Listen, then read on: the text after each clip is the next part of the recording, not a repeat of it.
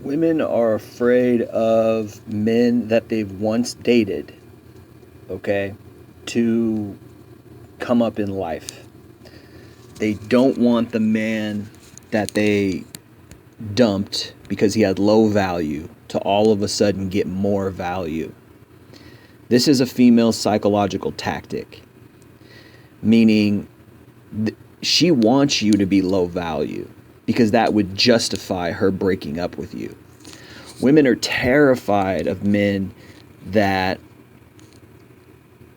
they used to date, that they curbed or dumped or friend zoned, etc., because the guy has low value. They're terrified of that guy coming up in life, getting better clothes, getting more in shape, getting better looking, getting women.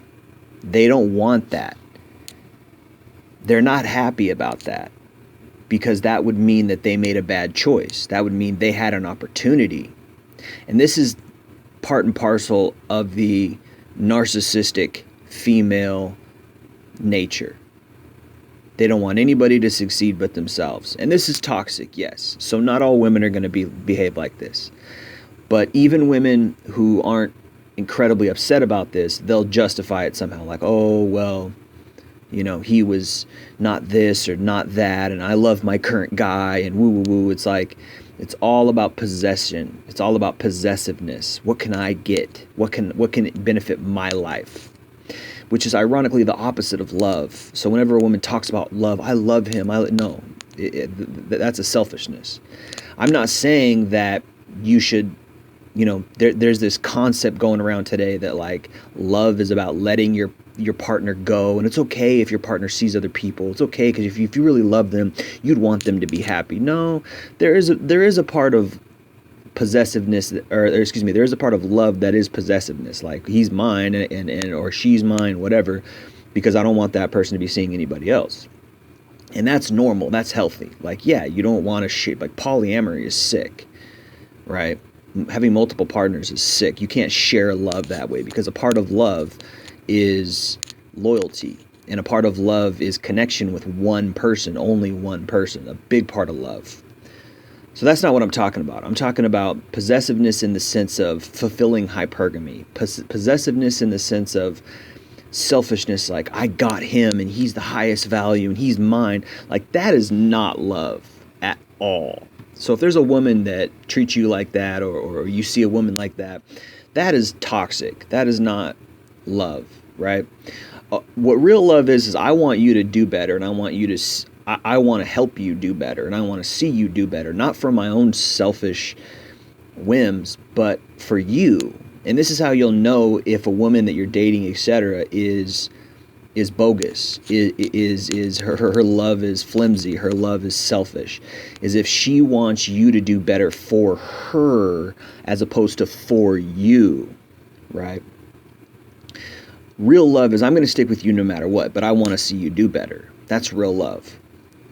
What isn't real love is I want to see you do better for me, and if you don't do better, then I'm going to move on from you and I'm going to find somebody who is better than you. That's not real love at all. So if that happens to you, just know that that woman is toxic, and that's hypergamy.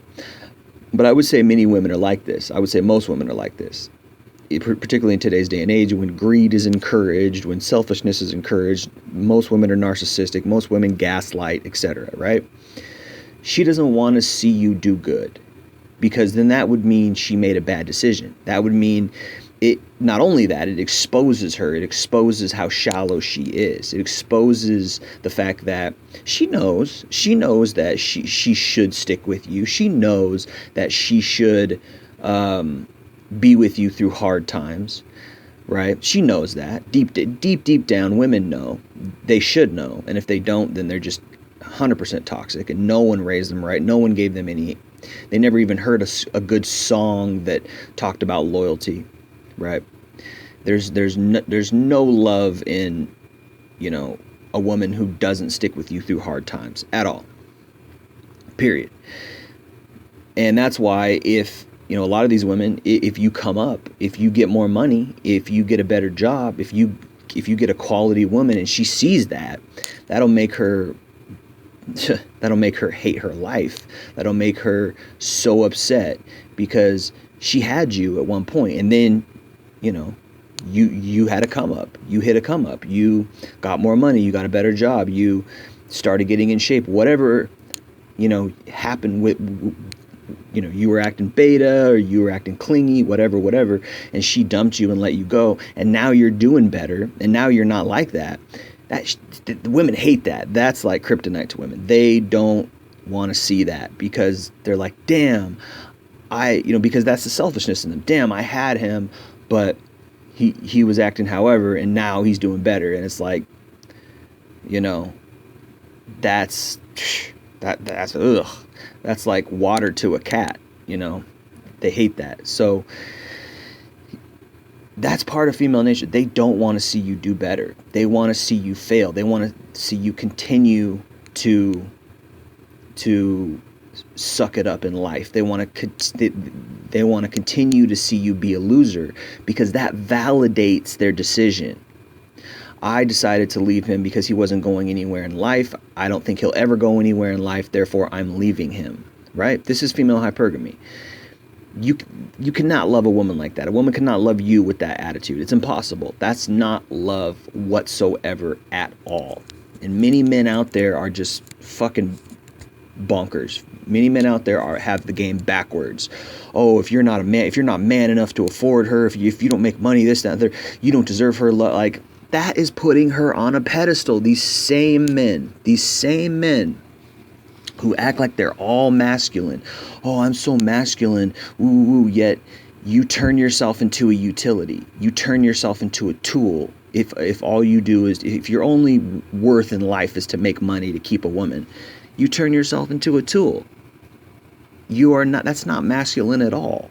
That is beta. It's beta to want to please a woman with money. It's beta to want to keep her around only through finances. That's beta. That means you can't get a quality woman. That means you can't find a quality woman. Now, we do have a valid argument that are there any quality women out there who will actually stick with you through hard times?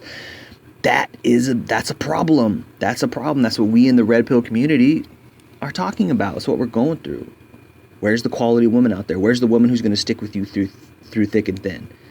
Right? That's what we have a problem with. So now men are supposedly adapting by saying, "Oh, I'm gonna have money, and that way I'm gonna keep her around." Like, there's nothing quality about that. There's nothing beta or there's nothing alpha or masculine about that. So at the end of the day, we got to change. We got to change the way we view relationships. We got to change the way we view love, and we got to change the way we choose women. We got to have standards. We can't. If she's not with us when we're suffering and struggling, then she doesn't deserve to be with us at all. And if you ever get to a point where your game is tight, everything about it is tight, you're making money, you got nice clothes, you got nice status, etc., you better be wary, because girls are going to come, and you don't want those girls. You want the girl who's going to be with you when you're struggling. And if you're never struggling, then you might not ever want to get married. You might not ever, I would say married. Of course you don't want to get married. You might not ever want to get into a relationship. You might not ever want, because you can never trust. You can never trust that she really loves you for you. You can never trust it. Thanks for listening. Jay Lee, Northwest Podcast.